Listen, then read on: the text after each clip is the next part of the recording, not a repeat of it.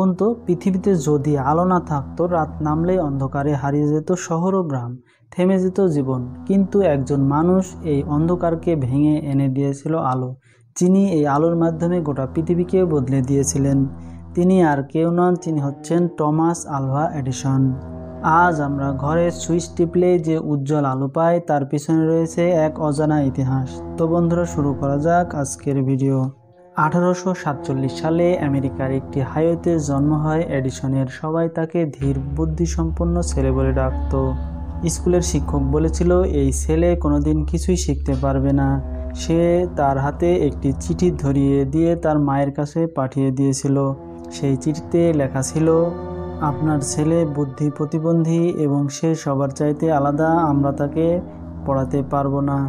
তখন তার মা এডিসনকে বলেছিল, তোমার মাথায় যতগুলো বুদ্ধি আছে তারা তোমাকে সেইভাবে শেখাতে পারবে না, তাই তোমাকে আজ থেকে আমি নিজেই শেখাবো। এবং তখন থেকেই তার মা তার শিক্ষক হয়ে যান। তখন থেকেই শুরু হয়ে যায় মায়ের হাতে তৈরি এক শিক্ষা বিপ্লব। বই পড়া, পরীক্ষা করা, ভাঙা জিনিস মেরামত করা, সব কিছুতেই ছোট্ট টমাসের খুবই আগ্রহ ছিল।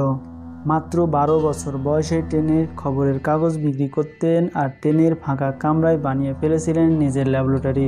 তার ল্যাবরেটরিতে পরীক্ষা নিরীক্ষা চলার সময় অনেক ধোঁয়া বা বিস্ফোরণে ট্রেনের কামরা পুড়ে গিয়েছিল এবং সেখান থেকে তাকে বের করে দেওয়া হয়েছিল। তবুও সে তার এই আবিষ্কারকে থামিয়ে রাখেননি। বিজ্ঞানীদের মনে বজ্রপাতের আলো থেকে কিভাবে আমরাও আলো পেতে পারি, সেখান থেকেই শুরু হয় তাদের আলো পাওয়ার নেশা। 1800 শতকের দিকে বিজ্ঞানীরা বিদ্যুৎ নিয়ে গবেষণা শুরু করেন। এরপরে 1752 সালে বেঞ্জামিন প্রমাণ করেন যে বিদ্যুৎ বজ্রপাতের মতোই শক্তিশালী। তারপর থেকে তারা চেষ্টা শুরু করেন কিভাবে এত পরিমাণে আলো আমরাও পেতে পারি। একজন বিজ্ঞানী প্রথম তৈরি করেন ইলেকট্রিক লাইট। তিনি কার্বন রডের সাথে বিদ্যুৎ সঞ্চালন করেন আর হঠাৎ আলো বেরিয়ে আসে। কিন্তু সমস্যা ছিল, এই আলো খুব উজ্জ্বল, খুব গরম আর অল্পতেই নিভে যেত।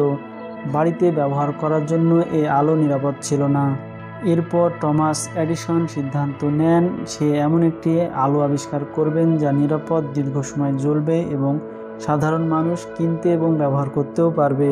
এরপর এডিসন দিন রাত কাজ করার পর তারা একটার পর একটা ফিলামেন্ট দিয়ে পরীক্ষা করেন। লোহার রড, তামা আর বাঁশ, তুলা সব কিছু মিলেই চেষ্টা করেন। কেউ বলেছিল, এডিসন তুমি ব্যর্থ হয়েছ 1000 বার। তখন এডিসন উত্তর দিয়েছিল, আমি 1000 বার ব্যর্থ হইনি, আমি 1000টা উপায় ব্যবহার করেছি যেগুলো কাজ করে না। অবশেষে 1879 সালে তিনি খুঁজে পান কার্বন ফিলামেন্ট বা গ্লাসের ভিতর ভ্যাকুয়াম করা লাইট, যা দীর্ঘ সময় জ্বলতে পারে। তখন থেকে পৃথিবীতে জ্বলে ওঠে প্রথম দীর্ঘস্থায়ী বৈদ্যুতিক বাতি। 1879 সালে 31শে ডিসেম্বর নিউ জার্সির মেনলো পার্কে এডিসন তার বাল্ব জ্বালিয়ে প্রথমবারকে লোকজনকে দেখান। মানুষ দেখে অবাক হয়ে যায়, রাতের অন্ধকারে যেন সূর্যের আলো নেমে এসেছে। এই দিনটি ইতিহাসের স্বর্ণাক্ষরে লেখা হয়েছে। এডিসন শুধু বাল্বই জ্বালাননি, তিনি পুরো বৈদ্যুতিক আলো বিতরণের ব্যবস্থা তৈরি করে দিয়েছেন যাতে প্রতিটা বাড়ি, গাড়ি, অফিস সব জায়গায় পৌঁছাতে পারে। 1882 সালে নিউ ইয়র্কে প্রথম বিদ্যুৎ কেন্দ্র স্থাপন করেন। তারপর থেকেই পুরো পৃথিবী বদলে যায়। কারখানা, হাসপাতাল, স্কুল, শহর সব জায়গায় আলোকিত হয়ে ওঠে। এডিসন প্রমাণ করেছে, স্বপ্ন সত্যি হয় যদি তুমি থেমে না যাও। যদি এডিসনের এই গল্প তোমাকে অনুপ্রেরণা দেয়, তবে লাইক করো, সাবস্ক্রাইব করো যেন পরের ভিডিও মিস না হয়।